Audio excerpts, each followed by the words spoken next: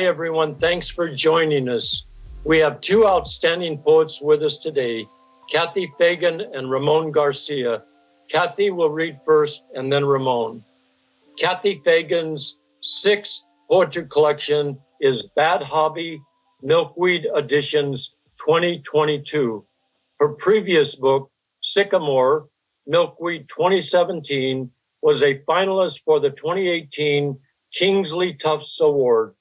She's been awarded a National Endowment for the Arts Fellowship, and her work has appeared in venues such as the New York Times Sunday Magazine, Poetry, The Nation, The New Republic, Kenyon Review, the Academy of American Poets Poem a Day, the Pushcart Prize Anthology, and Best American Poetry. Fagan co-founded the MFA program at the Ohio State University, where she teaches poetry and co-edits the Journal/OSU Press Wheeler Poetry Prize Series. Here's a superb poet, Kathy Fagan. Thank you so much, Harry. I'm really excited to join all of you this afternoon and to read with Ramón. Can everyone hear me okay? Yes. Okay. I'm reading from Bad Hobby, the new book that came out in September. I'll just read, I think, 5 poems and say about it just one thing before I begin without any commentary in between poems. And that is, this is by far my most autobiographical book. And it's very much about my parents, my immigrant grandparents, and my childhood. The first poem is called Dedicated. The way I remember it, I caught beauty like a flu via handshake or high five or a thank you for your service between the guys at the VA, the one who lurched toward me, touching me, saying, "You like poetry," more vision than question. The one who said, overhearing me correct my Korean conflict era dad, "Go easy, you won't have him long." Or the one who said, "You watch him like a hawk. Just let him go." In the molecular biology lab, each tank full of impossibly small fish bears a sign that says, "You are responsible for your own deads." Plural, sure. The older I get, the more I am reminded of song dedications on the radio. I called cousin Brucey to send out "I've Got You, Babe" to my parents on their wedding anniversary. When he played them Gypsies, Tramps, and Thieves, Bob and Marijane were understandably confused, but appreciative nonetheless. I myself have had 3 partners in my lifetime, and what I still love best about 2 of them is how I never had to explain that joke. There was all that time listening to radio or TV, TV turned internet. I wish I could dedicate those spent hours now to my mom, so she could come back a while. She wouldn't have to know she was dead, like we didn't know then how much time was passing. I would play with her hair like I used to, and tell her stories until she began to doze off like she used to, waking only to say, "I didn't ever know you loved me, Kath. You never wanted affection from us, Kath." Just like she used to. The wrong song, somehow the right song, playing on and on, like a perfect virus. Animal prudence. Mice drink the rainwater before dying by the poison we set in the cupboard for them. They come for the bird seed, and winter is so gray here, the sight of a single cardinal can keep us warm for days. We'll justify anything. And by we, I mean I, and by I mean we, with our man is the only animal who, and our manifest destiny, killers each of us by greater or lesser degrees. Instead of a gun or knife in my pocket, there are 2 notes on which the dandelion reads 1. I don't know what it means, but cannot throw it away. It is soft as cashmere. The other says coffee, chocolate, birdseed. I should be extinct by now, except I can't make it onto that list either. Like toothpicks made of plain wood, some things are increasingly hard to find. Even when he was a young drunk going deaf from target practice, my father preferred picking his teeth to brushing them. My mother preferred crying. They bought or rented places on streets named Castle, Ring, Greystone, as if we were heroes in a Celtic epic. Our romanticism was earned and leaned toward the Gothic, but lichen aimed for names on gravestones far lovelier than our own. It seemed to last a long time, that long time ago. Finches pixelating the hurricane fences, cars idling exhaust, dandelions bolting from flower to weed to delicacy, like me. Egyptians prepared their dead for a difficult journey. Living is more, I was going to say more difficult, but just plain more will do. Imprudent, unlike art, always falling below or rising above the Aristotelian mean. In France, a common rural road sign reads, Animal prudence. Purely cautionary, it has nothing to do with Aristotle, but offers sound advice nonetheless. These days, I caution my father more than he ever cautioned me. He hears his oral hallucinations better and shows greater interest. Sportscasters at ball games, revelers at the parties he insists on. He's got all his own teeth, so toothpicks must do the job. His pockets fill with them. There are always half a dozen rattling like desert bones in my dryer. I think of the mason who chiseled his face in the cathedral wall. He couldn't write his name. The yellow bouquets I'd offer my mother by the fistful also got their name in France, Dents du Lion, meaning teeth of the lion. And this is the title poem from the book, Bad Hobby. From his pocket, my dad pulls a roll of wooden toothpicks bound with a rubber band. We're driving to the VA to have his toenails trimmed, as we do every 3 months. A standing appointment, I used to say to him, but he no longer gets the joke, asking only why I can't do it myself. And why won't I? I've catheterized him twice, but can't bring myself to tend his feet. So like mine, wide with high arches, ballerina feet, my mom called them. None of us dancers. Now that he's lived with me for almost as long as he lived with her, I'm beginning to look like mom, pissed. The podiatry techs are always good-natured, thanking dad for his service, raising their voices when I remind them he can't hear. The big toenail on his left foot looks to be made of horse hoof. They cut and file but never hurt him. Some vets smoke outside the building, waiting on rides. Don't ever smoke, Kath, Dad says. It's a bad hobby. Scrambling his words, forgetting our ages and both our pasts. The toothpicks he saves and reuses, even when broken, he calls a bad hobby. And the drinking he once was well enough to do. Vets here age out at Korea. Most are Vietnam, Gulf, Iraq, Afghanistan. Since the suspension of the draft, only the poorest of us serve. Like sports, the art of war holds little interest for me, though both are everywhere on display. And in theory, I get it. Offense, defense, spectacle, competition. The Renaissance painter Uccello was commissioned by a nobleman to paint the famous triptych of the Battle of San Romano, a skirmish, really, between city-states, fought by mercenaries. More than the birds he was nicknamed after, he loved linear perspective, using mathematics to create a three-dimensional effect. The work hangs in 3 European countries now, in keeping with its divisive history, and is considered Uccello's masterpiece. Painted with egg tempera on poplar, it reminds me of the taro, with its broken staves like toothpicks and sexy horses.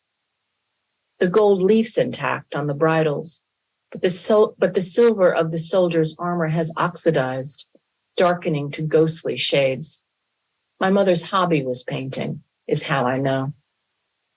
Uccello's daughter, a Carmelite nun, was described by Vasari as a daughter who knew how to draw. None of her work survives. Hobby derives from a Latin diminutive for horse, from which we get hobby horse, as in one man's sport, another man's war. On the other hand, habit is defined as a sustained appearance or condition from habeo, meaning I have, hold, keep, known in some cases as hard to break or more useful broken, a spirit, a promise, a horse. And I'll close with two shorter poems that appear later in the book. This one is called The Supreme Farewell of Handkerchiefs. My first time in the sky, I flew with my grandmother. She wore high heels. She'd come from the old country by boat, cleaned for a living, died before retiring from a factory job. The stewardess, also in heels, awarded me a set of metal wings, pin glued on the back. Some passengers received fresh decks of playing cards. It was just like the footage you see of flying in the 60s, except it was my real life. I wasn't scared, but held her hand anyway, because I liked to, as we rolled, shuddered, and climbed, everyone and everything we loved below us, goodbye, goodbye. At first, clouds parted like cream, then bitch slapped our little plane good, until we'd all had time to consider. Some asking why, I imagine. Some asking why not. How many times now has it happened? Holding hand after hand in the air, or pressing both my hands together, thinking of theirs. That one's bones, this one's thumbs, another's tremor, their grace, skin, temperature, pressure. Why not here, in sky that stays sky, flying like the birds I cannot stop writing into poems, no matter how many people say enough with the effing birds. Actually, only poets say that. And we're lying because there's never enough for us. A juvenile sparrow hopped to our threshold, considered what it might find inside. Don't worry, baby, I said. We're okay. And with a sound like tiny cards being shuffled, it lifted its body back up to the sky.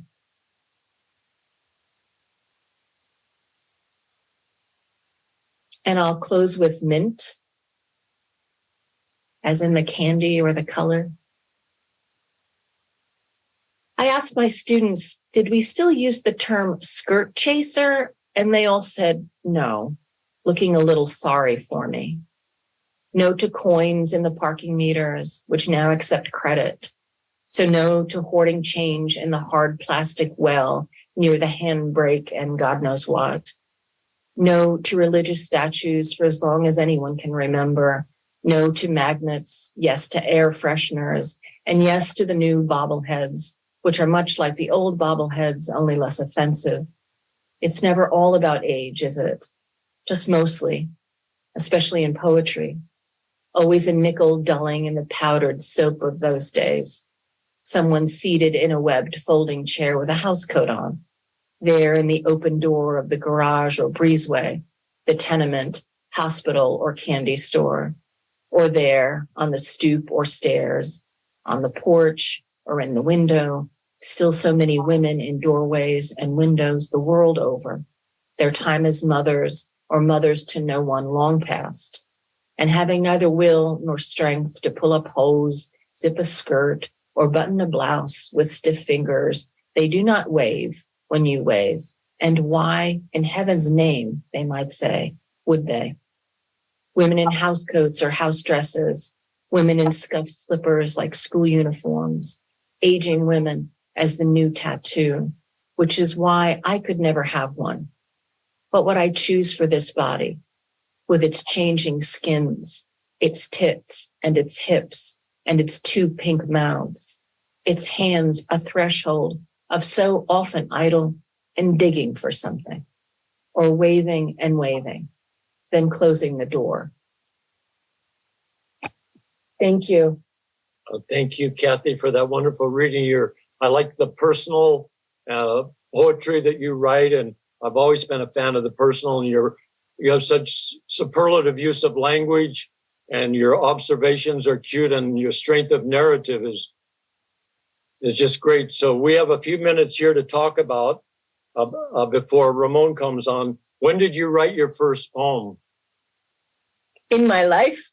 Yes. Oh my goodness. I was like most poets, I was a lonely child, but a reader. And I began using my spelling book. I don't know if they even still use spelling books in grade school, but I began in first or second grade using the exercises in my spelling book to make little rhymes.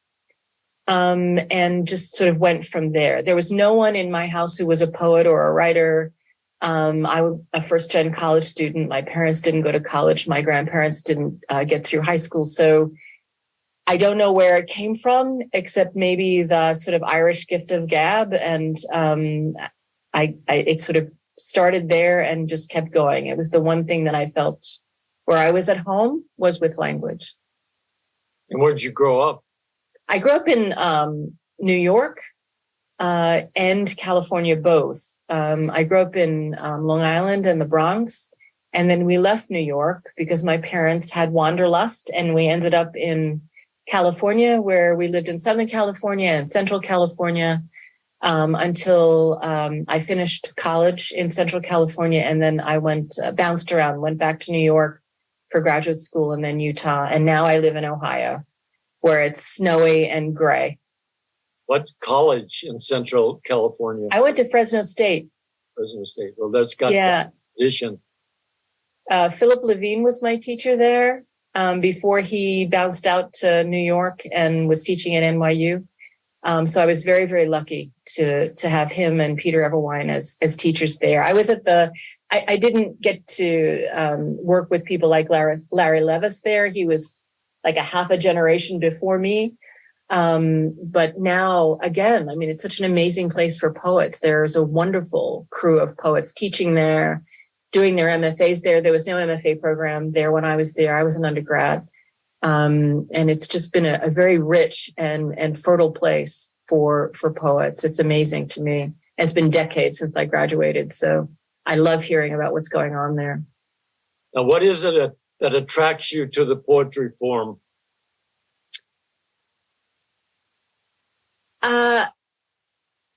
It might be that I don't have the attention span for longer forms. I read a lot of novels and a lot of memoirs. I read a whole bunch of full-length memoirs when I was working on Bad Hobby. It helped me to think about how to work with narrative.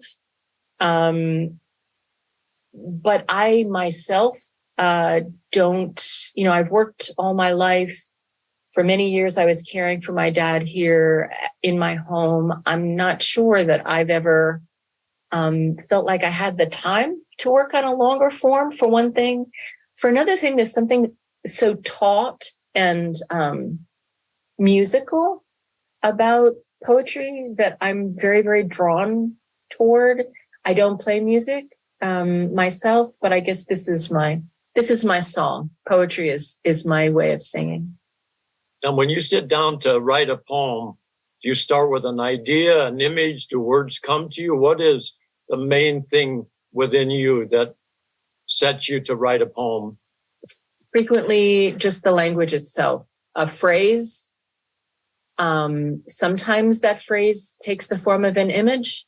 Sometimes it's a sound, a kind of a sonic effect that I'm after, and I gather those. I'm really very much a hunter-gatherer kind of poet. I'll put a few phrases, a few lines together, and then, it's like Christmas morning. I think, oh, I'm getting something like a poem here.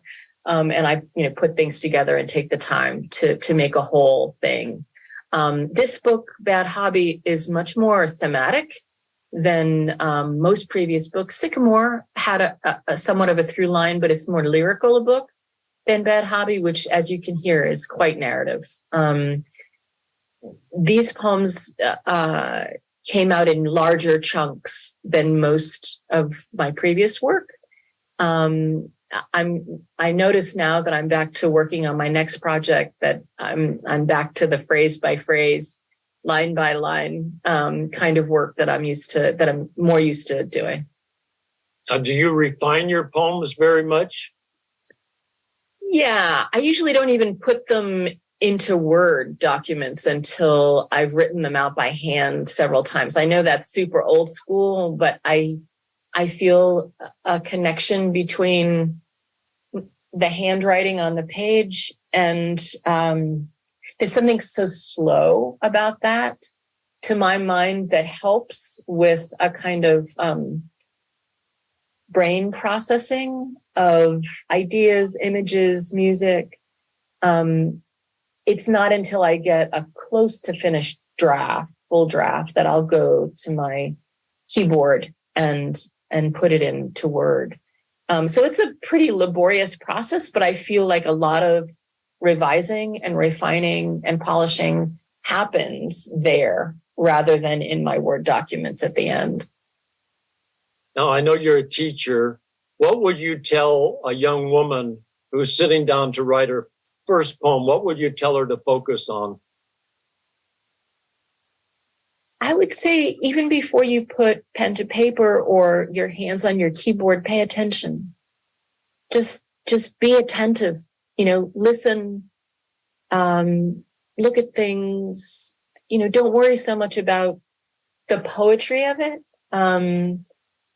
Just open your mind and notice things.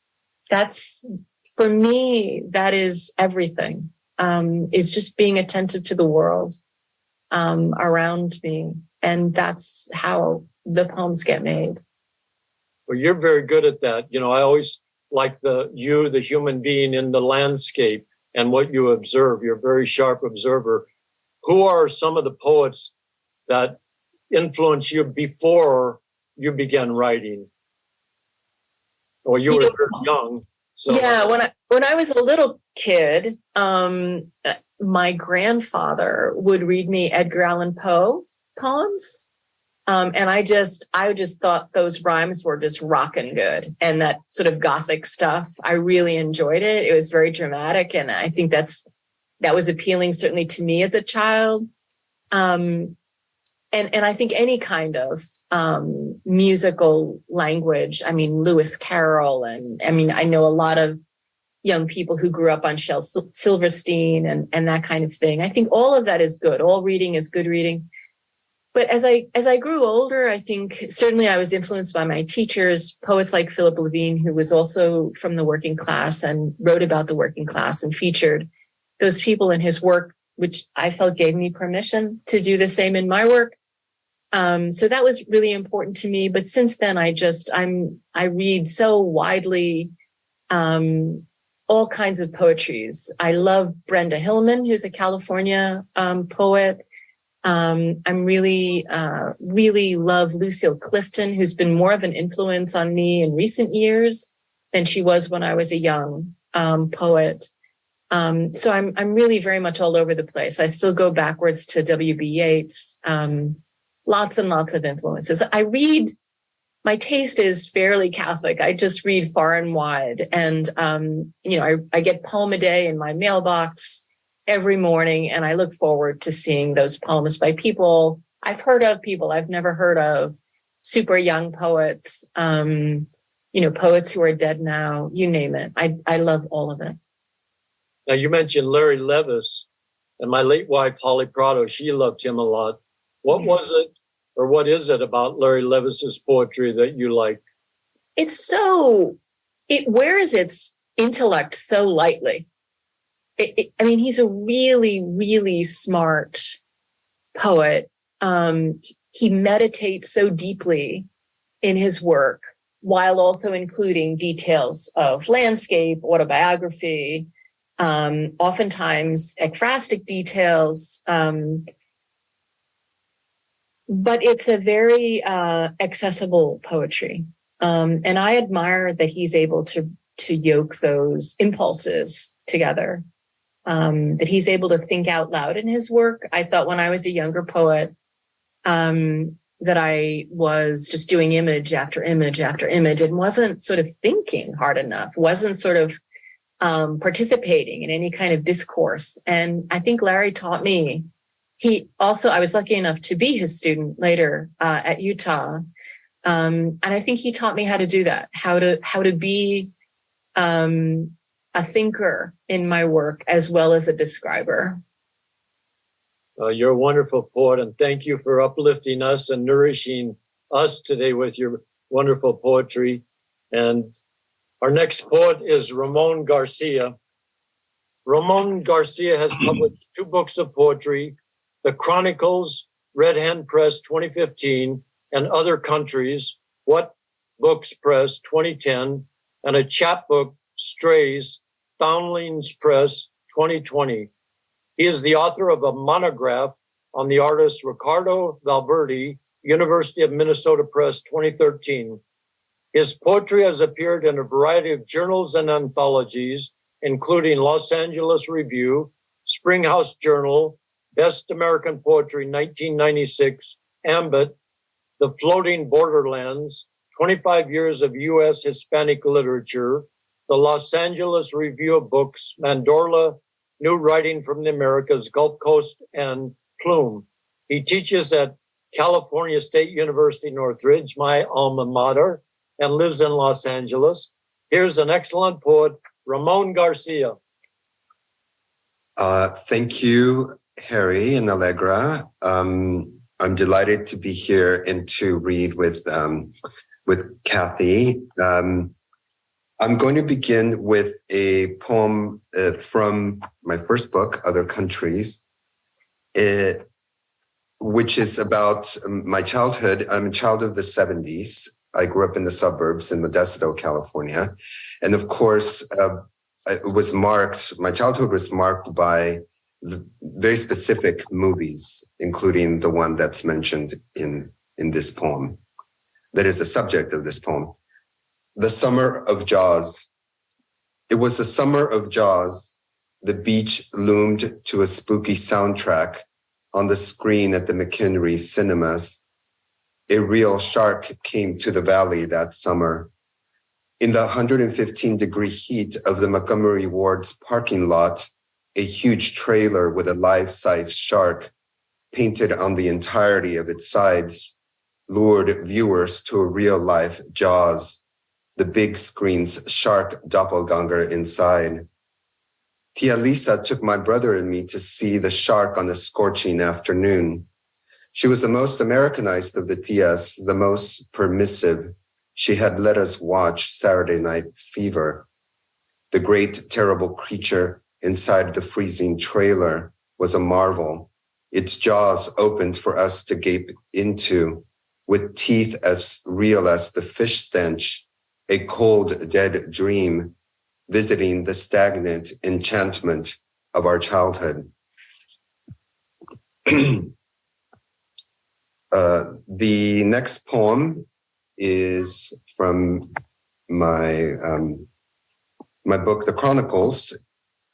It mentions my high school, Thomas Downey High School, which is the high school that George Lucas also attended before me. I was there in the 1980s. And I also mention a place called Crestwood Manor, which is a psychiatric ward. I think it's still there in Modesto, where I worked when I was in college at UC Santa Cruz during the summers when I would go home. It's entitled Genealogy. The shifts at the canneries march workers in and out. It is summer when children drown in the irrigation canals. The sun sleeps in the bodies of field workers. Their breathing makes a delicate music, like the hum of traffic circling the suburbs. At Crestwood Manor, Tracy Greer, who knows she is Marilyn Monroe, walks the halls in a fur coat, posing for invisible cameras. Her beauty lives elsewhere. The walls of Thomas Downey High School are blue. At Crestwood Manor, they are a washed out yellow. The house of my childhood was painted pink by my Mexican father. The pink has weathered and the neighborhood has gone down. At the Brave Bull Bar, Lily, the skinny deaf drag queen, sings Tammy Wynette's Stand By Your Man with a hand puppet of Kermit the Frog. And Manuel Serrato, who once eclipsed the beauty of every gay boy in town, walks the streets with a dirty backpack. Crack or madness embraces him. His disfiguring screams mark an epic. I have stopped by the 7-Eleven at 5:30 in the morning as all the nights in the world were dying in its parking lot, and knew that every night in the valley is a vigil leading to the same empty day. I am a cartographer of the forgotten, a chronicler of loss.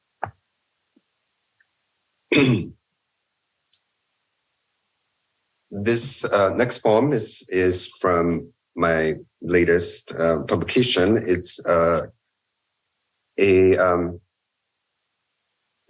chapbook, which that comes in three different poets, and the press is called Foundlings, and we all get to draw their dog, and then we choose poems that kind of don't fit in anywhere in our previous work. That's the concept. This poem is entitled News from Stockholm. In another world, Thomas Tranströmer has died. It snows in other countries, in other lives.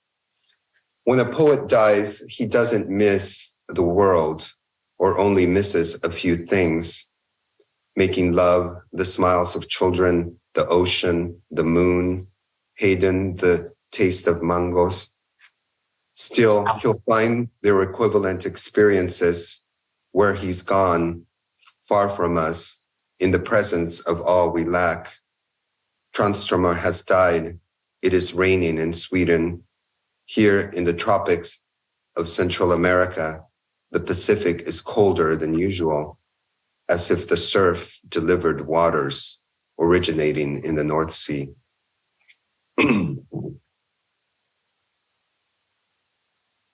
I was an undocumented child. I came to Modesto, where my parents immigrated when I was 6 years old. And it was a huge kind of rupture culturally and in other ways. One of my first, or probably the most significant introduction to American culture as I was learning English was David Bowie. And I would watch on television and etc. And he fascinated me. And so this poem is about that and that period. The only thing I also wanted to mention was La Llorona is a Mexican myth about a woman who kills her children. That is referenced in the poem. And the town the pueblo that my parents immigrated from is in the state of Michoacan in Mexico. It's called Cualcomán, in Cualcomán, Michoacan. Thin White Duke. A Mexican boy, like so many, taken from planet Pueblo. A Michoacan universe unvisited by narcos and drug wars. During the fall of the American empire, no one took notice of. Creatures of dislocation we were, paying for the sins of history's occlusion. La Llorona came first, and the story my primas told, a giant fish chained up inside a church atop a nearby mountain, was Christ's gift. The divine fish was made of gold, with diamond eyes big as a boulder. When it broke loose in a God-inspired earthquake, it shattered upon the town more gold and diamonds than the townspeople knew what to do with. Then came Ziggy Stardust, apparition on the late night TV screen, landed in the middle of the 1970s, great crater between the hippies and disco. A child uprooted from the Eden of Mexico, moonwalking the lunar emptiness of California's suburbs. Abandoned to the incomprehensible, disorienting worlds of the English language, football and bologna sandwiches, who recognized in him, her, it, what would take him out of the known to the borders of understanding. All I know is that a church in Cualcomán houses an elegant life-size statue of Christ in a glass case. Believers cross themselves, touch the glass in reverence as they solemnly passed by. The Nazarene's refined, gaunt plaster face is both foreign and familiar, ethereal.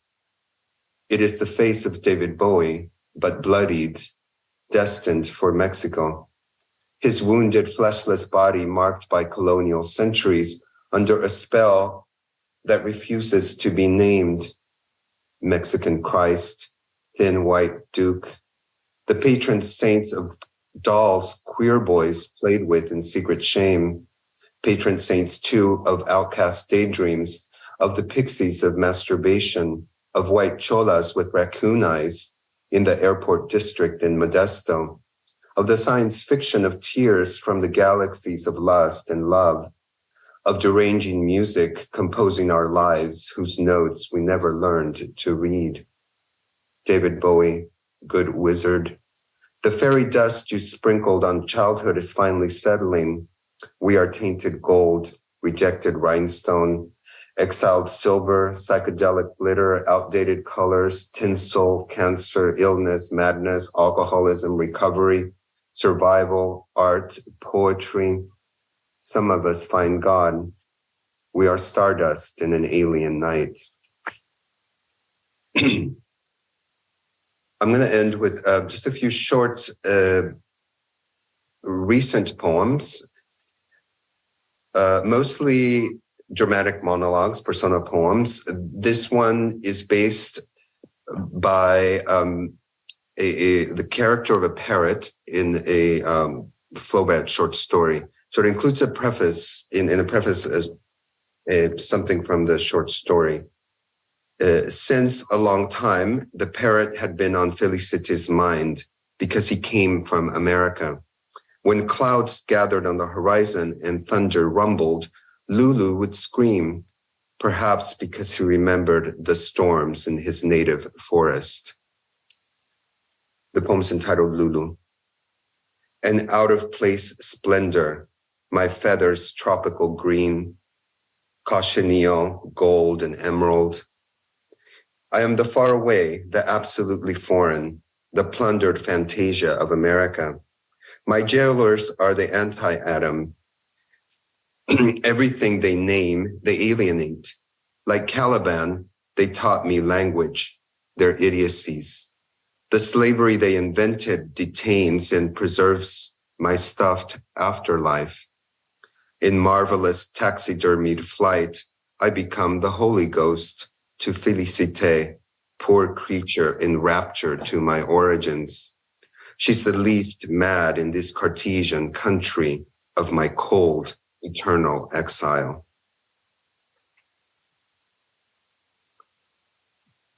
This poem has a very short note, just one sentence, that states, art historians have speculated that Edvard Munch's famous painting, The Scream, was inspired by a Peruvian mummy buried with its hands clutching its face, which was exhibited in the Universal Exhibition in Paris in 1889.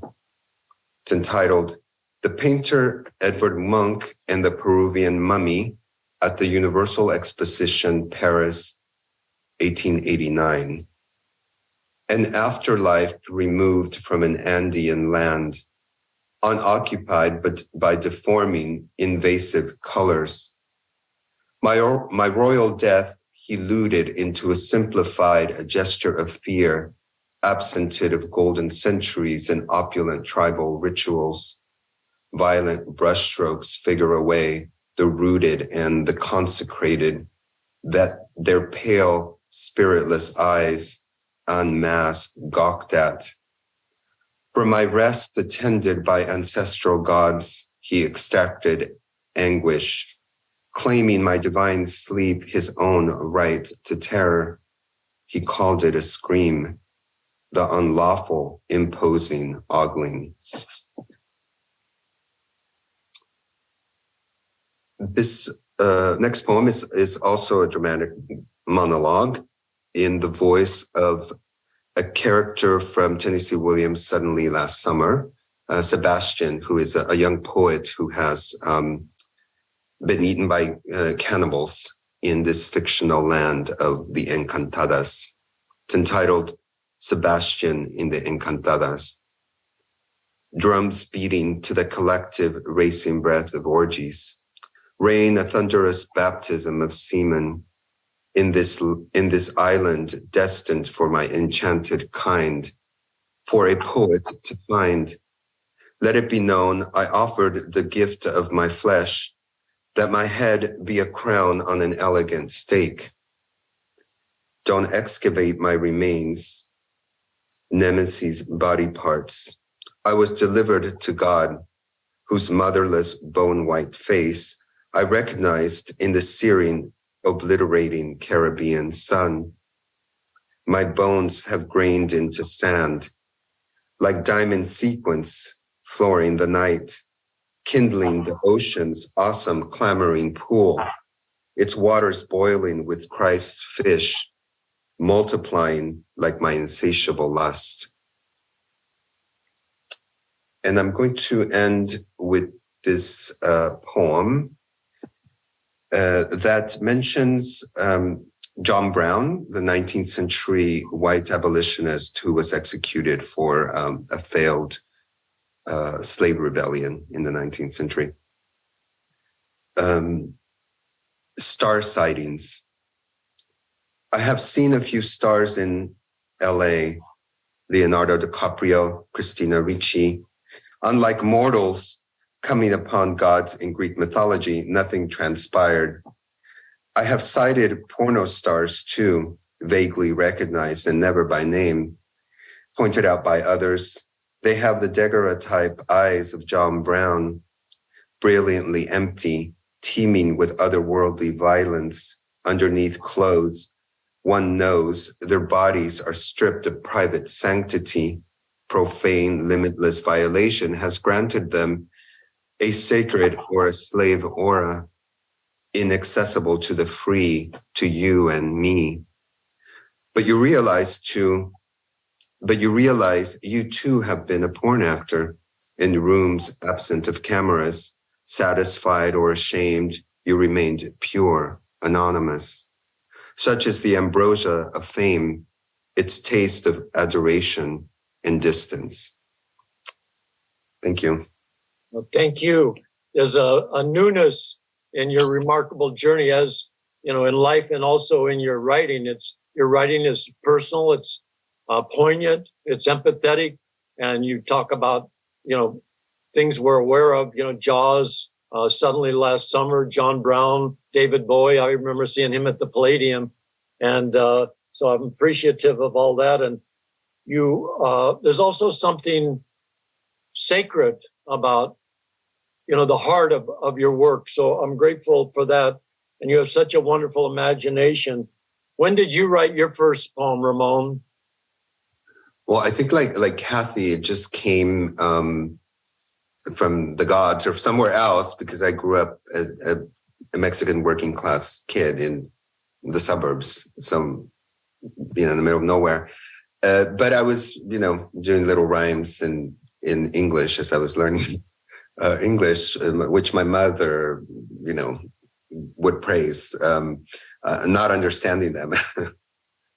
So I think it just, I had that kind of, I was drawn to the language, I think, and to the sound of it, like Kathy also mentioned. That's probably when, I didn't really seriously start to write a poem, I think, until I was in high school.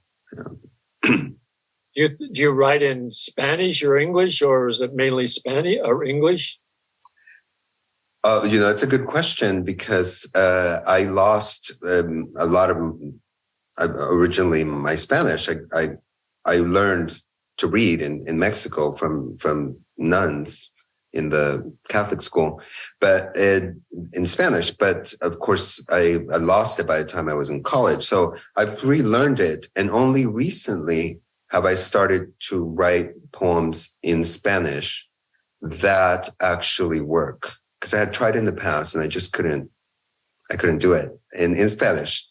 But I was very pleased in 2020 when I wrote two, and I've only written a few that actually are good.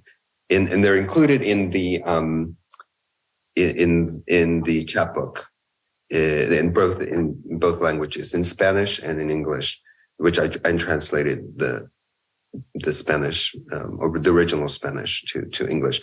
It's very interesting process. I haven't really read about it this process, but it felt like somebody else speaking, because I guess it's different sensibility in Spanish, because the Spanish language has a very different sensibility than the English. So it's mysterious. I don't know what else to say. It sounds kind of cliche, but I have no idea how that came about. All I know is that they're very different, maybe emotionally, or a different sensibility, I think. So far, we'll see what happens. It takes a lot more work for me to write in Spanish than in English, because English is now, I think, just my language. And Spanish, I'm still reclaiming it to a certain extent. And hopefully at some point it'll be equal, but that's going to take a lot of work and maybe some time. And what is it about the poetry form that attracts you to it? I think that it's just the freedom of it,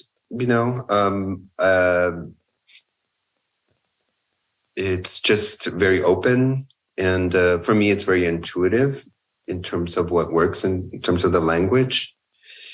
But it's just, it's also important how it looks on the page, even though it's, all that is just the way it sounds as part of, I think, of the form and the illusions and kind of what can kind of, fall together magically. I know that's kind of abstract, but I don't do it so consciously in terms of the form. I pay attention to it, especially when I read other writers, but not when I'm writing. That's just hasn't been my experience yet. I mean, but that could change. I think that's what, as I get older, I discover that, if you're changing, then, a lot of things can change as you're growing as a poet, I think. In your one poem, you said that, I'm not sure if I got it exactly right, I am the chronicler of the unforgotten, or of the forgotten, rather. And I see that in your poetry, your sense of empathy and your care for the other. What college did you go to?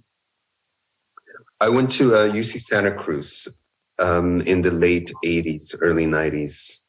And it's interesting that Kathy mentioned Lucille Clifton, because she was there at the time. I think she left shortly after. I was a student there. And what's so strange looking back retrospectively is that I was just, I was I was like 19, and I would go talk to her.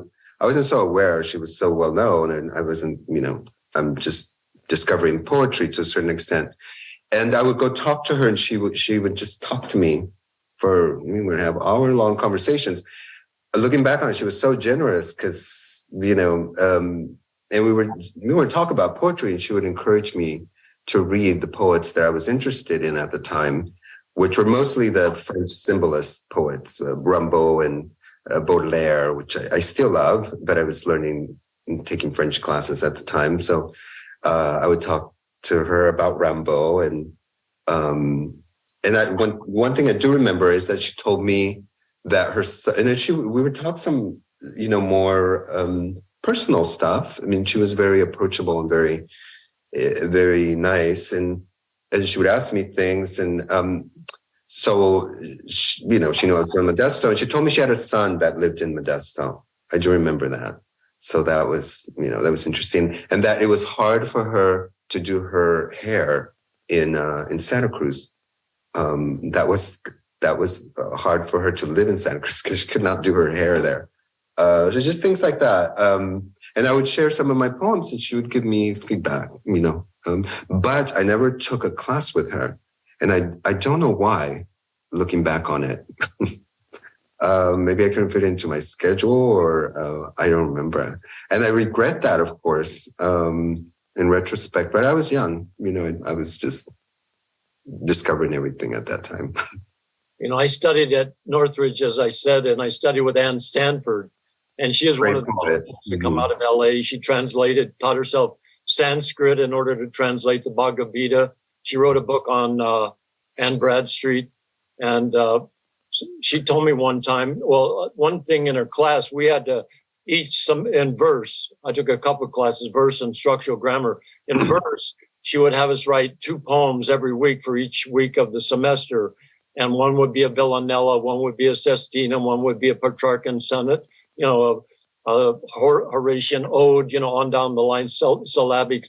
And what she would do, she would just put a little bracket and say, this is a good stanza. So you always had a sense of what was good. She was not really that critical, but she wanted you to know what was good so that you could focus on what was good. And I always believe, being an actor, you always want to be, accepted for what you do. And then, the director helps you maybe go a little further. But I always like it when people are affirmative and positive. We have about 4 minutes left.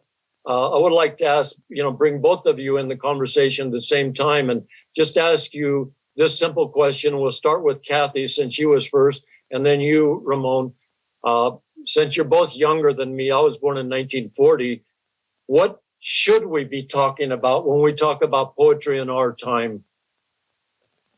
We've seen so many changes, in my time and your time ultimately, but, the civil rights, the women's movement, multi-gender, Chicano movement, et cetera. What should we be talking about when we talk about poetry today? Kathy? That's a really great question. And also let me say, you look great. 1940, that's incredible. I guess, you've sort of hit a nerve with that question because I grew up in an era where most of my teachers were straight white men, and I did not, let's put it this way, I have grown far away from their warnings of what I could and couldn't write about. It took a lot of work on my part to get those voices out of my head, and to write a poem that was meaningful to me, from my point of view. So there's what a poem is about and what we should be talking about when we talk about poetry. And those are sort of 2 different things. I'm not very prescriptive in my life. I'm not very prescriptive with my students. But I mean, I do see, generally speaking, and this sort of goes back to the question that you asked about who I'm reading, I do see so many different kinds of poetries being written, and I'm so glad about that. I think that, the identity discourse issue has been really revitalizing for poetry. I think that certainly climate activism has been incredibly revitalizing for poetry. I think that the sort of new fascism has sort of helped us to, as poets and artists, sort of regain our sense of purpose on the planet. And so I think that's really been amazing for poetry. So I don't know about should, but is important work being made right now? I think so. And I see my students who are so much more aware in their 20s, my undergraduates and my graduate students, so much more aware of what it is they need to be thinking about in order to live their best lives than I was. I was a baby compared to these students. And I have a lot of faith that they're gonna make better poetry than any of us and any of our forebears. So I don't know, but I think it's happening. I think it's happening already. I like your optimism. And we have 2 minutes left for you, Ramón. What would you like to say? Well, I think I would have said, similar to what Kathy mentioned. For me, the difficulty in that question is the prescriptive, in it. But because I don't believe that, especially when it comes to writing, because I think innovative, interesting, imaginative writing is the opposite of that. It's trying to break from any prescriptive kind of things. So I would say that is just be yourself. I mean, that's because I haven't been, to be personal in my own life, the only place where I felt like some sort of freedom where I could be free was in my writing and be myself, because everything else didn't really support that in a way that really excited me and made me feel completely free. But I think that's the magic of poetry and of writing, that you can be completely free and be whoever you want to be, absolutely. And that to me is the only real freedom, or that everyone can, perhaps grasp at. I like that very much. And I like both of your, a long time ago, a poet said poetry is an affirmation and praise of life. And both of you have given us that, and you've uplifted us today. So thank you. And Allegra's here. But before we end the show, I just want to let our watchers know that next Tuesday, we have a fabulous show. We're having a reading from the Victorian poets. This is Bob Beecher's idea. And the splendid actors are Corinne Conley, Helen Richmond, Bob Beecher, Kay Wiseman, Tony Sawyer, and Garen Berry. Thank you very much, Ramón and Kathy. And here's Allegra. Thank you so much. I want to add, I went to UC Santa Cruz myself, so go banana slugs. All right. That's fondly. Yes. Okay, well, have a great day. Thank you so much for joining. Thank you. Thank you all.